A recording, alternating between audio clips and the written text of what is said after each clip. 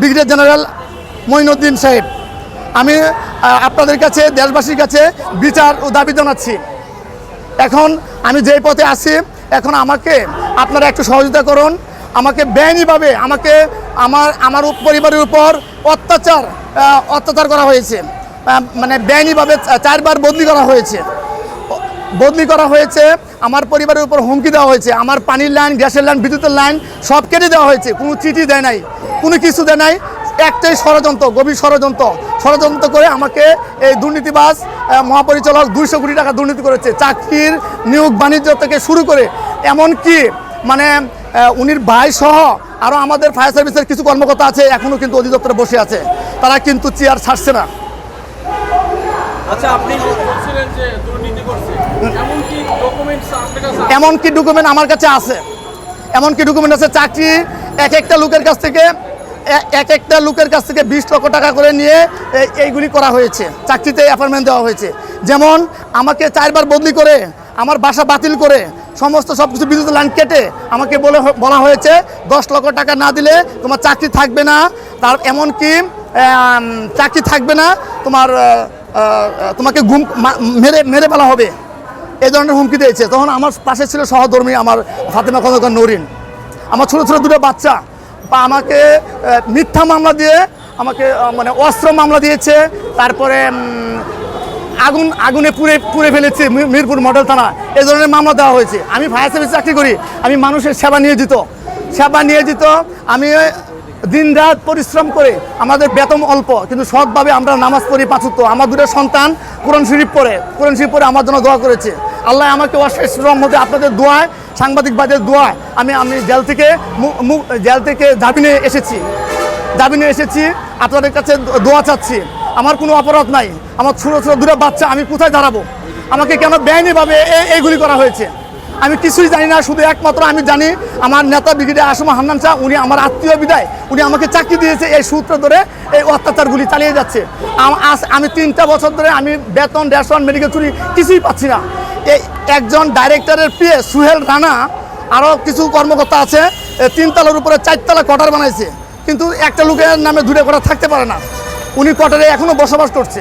আর director জনাব মোহাম্মদ মুজাম্মেল হক sir বলেছে তদন্ত কমিটি হচ্ছে, আমরা দ্রুত ব্যবস্থা নিব, কিন্তু এখনও পর্যন্ত ব্যবস্থা নেওয়া হয় নাই। সরকারের রাজস্ব ফাঁকি দিয়ে টাকাগুলি লুট করে কিছু কর্মকর্তার নামে কন্ট্রাক্টদারি লাইসেন্স দিয়ে, ওর বউয়ের নামে লাইসেন্স দিয়ে এই বিল্ডিংয়ের উপরে 3 তলার উপরে 4 তলা অবৈধ কোয়ার্টার করেছে। আমার কাছে 10 লক্ষ টাকা দাবি পর্যন্ত করেছে। আমি একটা ছোটো কর্মচারী, ফায়ার ফাইটার, আমি এত টাকা দিয়ে বদলি হয়ে ঢাকা কীভাবে আসবো? আমাকে বদলি করা হয়েছে নারায়ণগঞ্জ থেকে বাজিতপুর, কিশোরগঞ্জ, কল্যাণপুর, তারপরে গরিপুর, তারপরে ময়মনসিংহ সদর আমাকে সংযুক্ত রাখা হয়েছে। এখানে আমার পরিজন, আমি যখন ছুটিতে বাড়িতে আসার পরে আমি বলেছি, স্যার আমাকে কেন পানির লাইন, বিদ্যুতের লাইন কেটেছেন? উপরে নির্দেশ আছে, কিন্তু উপরে নির্দেশ থেকে আমাকে চিঠি দেন, পত্র দেন, কিছুই দিতে পারে নাই। তারপরে কী করলো? আমি বলেছি আমাকে সময় দিবেন, সময় নাই, কিছু নাই, তো কীভাবে কেটেছেন? গভীর ষড়যন্ত্র, আওয়ামী লীগের এক চক্র ছিল এখানে, সেই চক্র সে 3 তলার উপরে 4 তলা কোয়ার্টার বানিয়ে সরকারের রাজস্ব এখনও দিচ্ছে না, ফাঁকি দিচ্ছে। 2টা কোয়ার্টারে উনি বসবাস করতেছে বর্তমানে। এখন আমাকে এই ডিজির বিপক্ষে মুখ খোলার কারণে আমাকে মানে মিথ্যা মামলা দিয়ে আমার এদারে ভুক্ত নাই, গুম করেছে। আমার ওয়াইফ আমাকে খুঁজে পাচ্ছে না, গুম করা হয়েছে। গুম করা হওয়ার পরে তারপরে আমাকে রিমান্ডে নিয়ে কোনো জিজ্ঞাসাবাদও করে নাই, 2 দিনের রিমান্ডে কোনো জিজ্ঞাসাবাদ করে নাই। তারপরে আমার সরাসরি কোর্টে দাঁড় করানো হয়েছে। তারপরে আমাকে আদালত, তারপরে আমাকে কেরানীগঞ্জে রাখা হয়েছে। আচ্ছা, আরেকটা বিষয়, আপনি বলছেন যে সে দুর্নীতি করছে, তো আপনাদের আরো অফিসার আছে, তারা কি এইসব বিষয়ে অবগত আছে কি? এই সমস্ত সবাই জানে, কিন্তু কেউ মুখ খুলতে পারে নাই।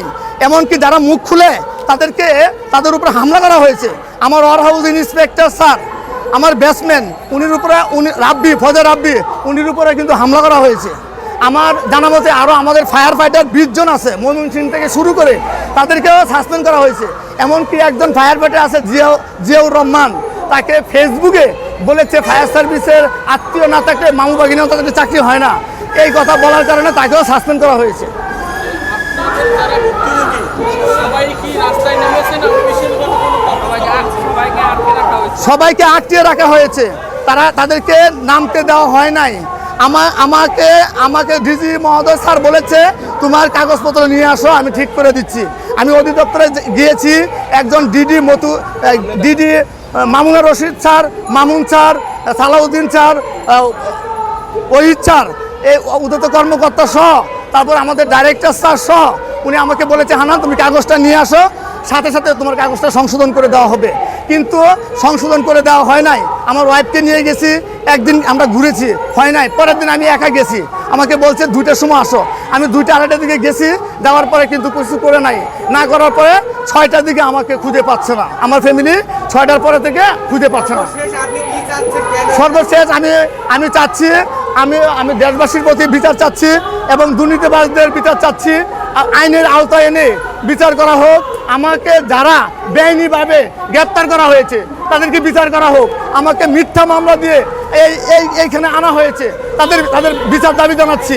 আর আমার চাকরি বেআইনিভাবে বেতন, রেশন, মেডিকেল ছুটি সমস্ত সব কিছু বন্ধ রাখা হয়েছে বেআইনিভাবে, সেটা আপনাদের প্রতি আমি দাবি জানাচ্ছি। আমার জন্য, আমার ফ্যামিলির জন্য সবাই দোয়া করবেন, আপনাদের জন্য দোয়া করি। আল্লাহ হাফেজ, থ্যাংক ইউ ভেরি মাচ। আমার ওয়াইফ